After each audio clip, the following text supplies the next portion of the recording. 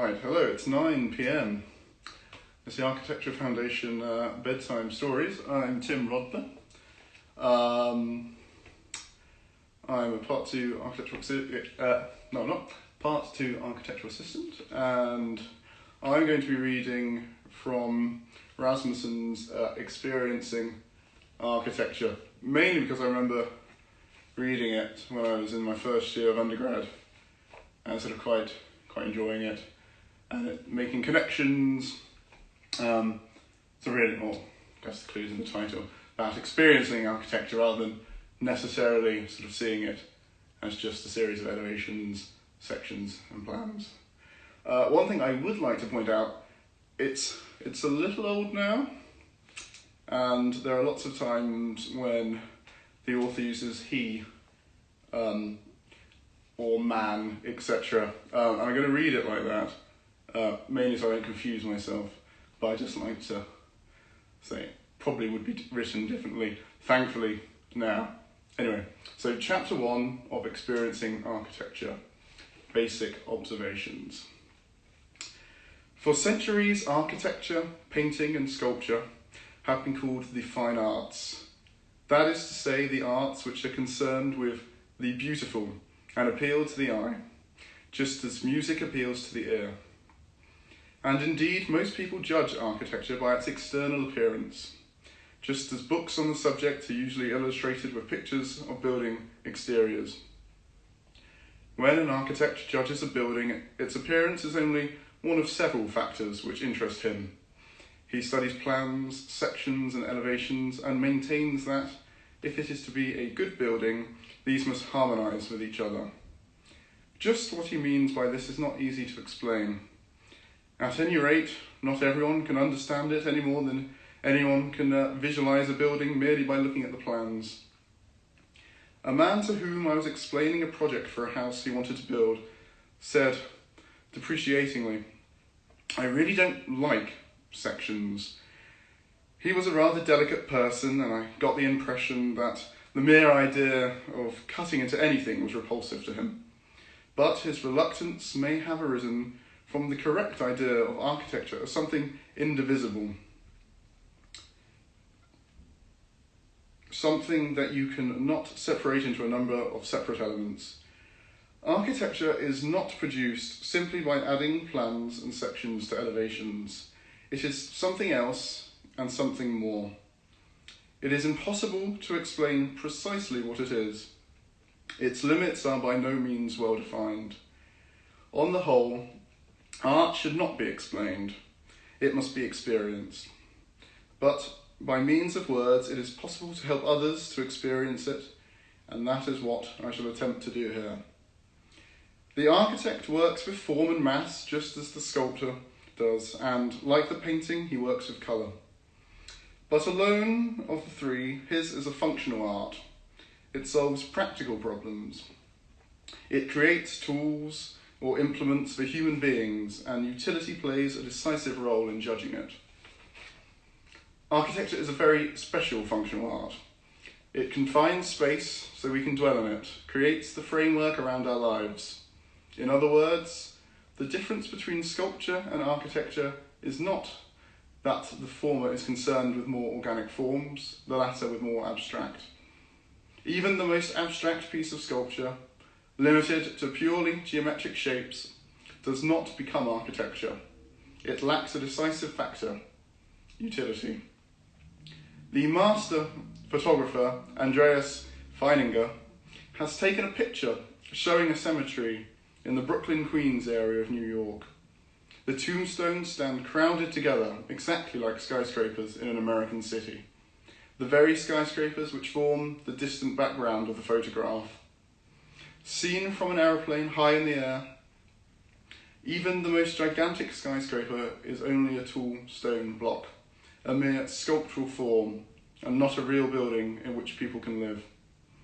But as the plane descends from the great heights, there will be one moment when the buildings change character completely. Suddenly, they take on human scale, become houses for human beings like ourselves, not the tiny dolls observed from the heights. This strange formation takes place at the instant when the contours of the buildings begin to rise above the horizon, so that we get a side view of them instead of looking down on them. The buildings pass into a new stage of existence, become architecture in place of neat toys. For architecture means shapes formed around man, formed to be lived in, not merely to be seen from the outside. The architect is a sort of theatrical producer, the man who plans the setting for our lives. Innumerable circumstances are dependent on the way he arranges this setting for us. When his intentions succeed, he is like the perfect host who provides every comfort for his guests so that living with him is a happy experience. But his producer job is difficult for several reasons. First of all, the actors are quite ordinary people. He must be aware of their natural way of acting, otherwise the whole thing will be a fiasco. That which may be quite right and natural in one cultural environment can easily be wrong in another. What is fitting and proper in one generation becomes ridiculous in the next, when people have acquired new tastes and habits. This is clearly demonstrated by a picture of the Danish Renaissance king Christian IV, interpreted by a popular Danish actor riding a bicycle. That's that. The costume of its kind is undoubtedly a handsome one, and the bicycle too is of the best, but they simply do not go together. In the same way, it is impossible to take over the beautiful architecture of a past era. It becomes false and pretentious when people can no longer live up to it.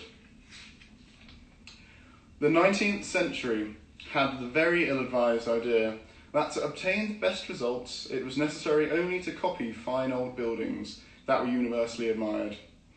But when, in a modern city, you build an office building with a facade that is a faithful copy of a Venetian palace, it becomes quite meaningless, even though its prototype is charming. Charming, that is, in Venice on the right site and in the right surroundings. Another great difficulty is that the architect's work is intended to live on into a future distance, a distant future even. He sets the stage for a long, slow-moving performance which must be adaptable enough to accommodate unforeseen improvisations. The building should preferably be ahead of its time when planned, so that it will be in keeping with the times as long as it stands. The architect also has something in common with the landscape gardener. Everyone can grasp the fact that the gardener's success depends on whether or not the plants they select for the garden thrive there.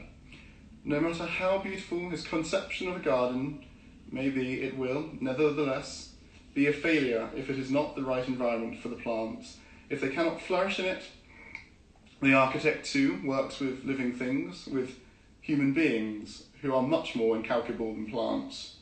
If they cannot thrive in his house, its apparent beauty will be of no avail.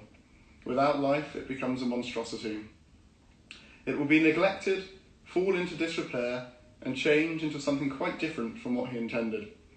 Indeed, one of the proofs of good architecture is that it is being utilised as the architect had planned. Finally, there is a very important feature which must be not overlooked in any attempt to define the true nature of architecture. That is the creative process, how the building comes into existence. Architecture is not produced by the artist himself, as for instance, paintings are. A painter's sketch is a purely personal document. His brushstroke is as individual as his handwriting. An imitation of it is a forgery. This is not true of architecture. The architect remains anonymously in the background. Here again, they assemble a theatrical producer. The drawings are not an end in themselves, a work of art, but simply a set of instructions, an aid to the craftspeople who construct his buildings. He delivers a number of completely impersonal plan drawings and typewritten specifications. They must be so unequivocal that there will be no doubt about the construction. He composes the music which others will play. Furthermore, in order to understand architecture fully, it must be remembered that the people who play it are not sensitive musicians interpreting each other's score, giving it special phrasing, accentuating one thing or another in the work. On the contrary, there are a multitude of ordinary people who, like ants toiling together to build an anthill, quite impersonally contribute their particular skills to the whole, often without understanding that which they are helping to create. Behind them is the architect who organises the work, and architecture might well be called an art of organisation. The building is so produced like a motion picture without star performers, a sort of documentary film with ordinary people playing all the parts. Compared with other branches of art, all this may seem quite negative. Architecture is incapable of communicating an intimate personal message from one person to another. It entirely lacks emotional sensitivity. But this very fact leads to something positive. The architect is forced to seek a form which is more explicit and finished than a sketch or personal study. Therefore, architecture has a special quality of its own and great clarity. The fact that rhythm and harmony have appeared at all in architecture, whether a medieval cathedral or the most modern steel frame building, must be attributed to the organisation which is the underlying idea of the art. No other art employs a colder, more abstract form, but at the same time, no other art is so intimately connected with man's daily life, from the cradle to the grave. Architecture is produced by ordinary people for ordinary people. Therefore, it should be easily comprehensible to all. It is based on a number of human instincts, on discoveries and experiences common to all of us, at every stage in our lives. Above all, our relation to inanimate things. This can perhaps best be illustrated by comparison with animals. Certain natural capacities, which many animals are born with, man acquires only by patient endeavour. It takes years for a small child to learn to stand, to walk, to jump, to swim. On the other hand, the human being very soon extends his mastery to include things which are apart from himself. With the help of all kinds of implements, he develops his efficiency and enlarges his scope of action in a way no animal can emulate. In this helplessness, the baby begins by tasting things, touching them, handling them, crawling on them, toddling over them, to find out what they are like, whether friendly or hostile. But they quickly learn to use all sorts of contrivances and thereby avoid some of the more unpleasant experiences. Soon the child becomes adept in the employment of these things. It seems to project the child's nerves, all his senses, deep into the lifeless objects. Confronted by a wall which is so high that he cannot reach up to feel the top, he nevertheless obtains an impression of what it is like by throwing a ball against it.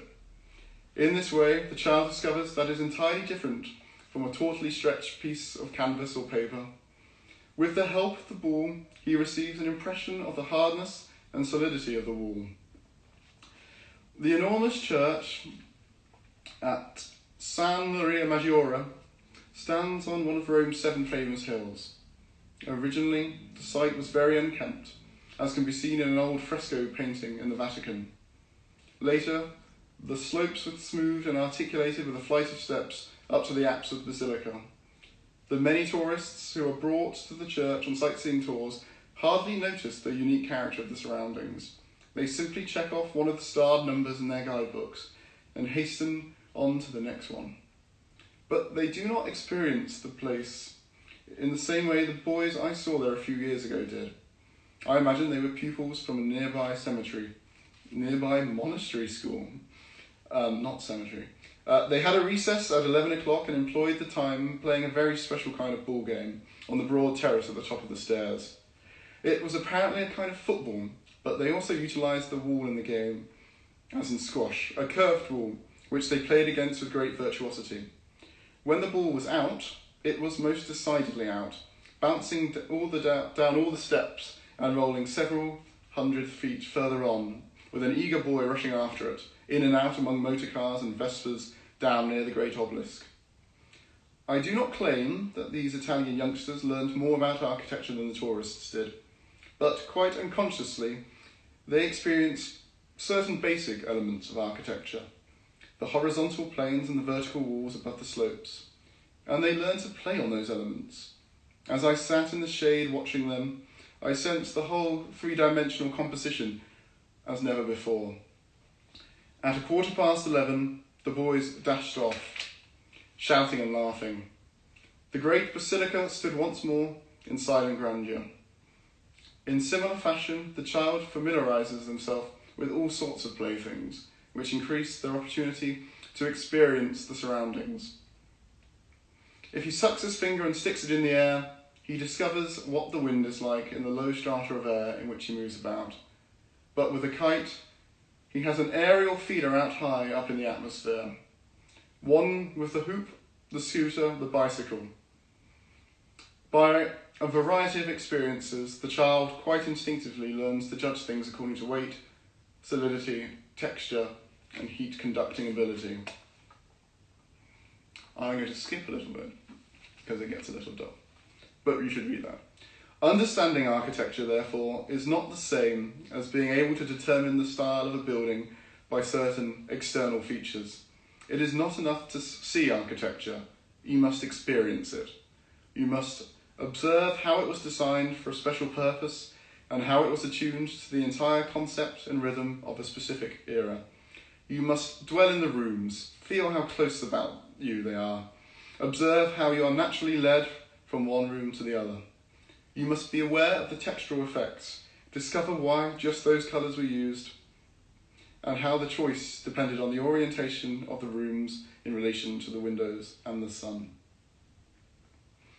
2 apartments, one above the other, with rooms of exactly the same dimension and with the same openings, can be entirely different simply because of curtains, wallpaper, and furniture. You must experience the great difference acoustics make in your conception of space, the way sound acts in an enormous cathedral, with its echoes and long-toned reverberations, as compared to a small panelled room with padded walls, with hangings, rugs, and curtains. Man's relation to implements can be broadly described thus. Children begin playing with blocks, balls, and other things which they can grasp with their hands. As time goes on, they demand better and better tools. At a certain stage, most children have the desire to build some sort of shelter. It may be a real cave dug into a bank or a primitive hut of rough boards, but often it is no more than a secret nook hidden amongst bushes, or a tent made with a rug draped over 2 chairs. This cave game can be varied in 1,000 ways, but common to all of them is enclosing a space for the child's own use. Many animals are also able to create a shelter for themselves by digging a hole in the ground or building some sort of habitation above it. But the same species always does it in the same way. Man alone forms dwellings which vary according to requirements, climate, and cultural pattern. The child's play is continued in the grown-up's creation, and just as man progresses from simple blocks to the most refined implements, one progresses from the cave game to more and more refined methods of enclosing space. Little by little, a person strives to give form to their entire surroundings, and this, to bring order and relation into human surroundings, is the task of the architect. And that was chapter 1. I will not be continuing. Thanks very much for joining me. Again, apologies, there were so many mentions of his and him and man and mankind. But yes. I recommend checking this out. I got this from the Barbican Library, although I don't live there. It's great if you've not read it before. Thank you very much for joining. Goodbye.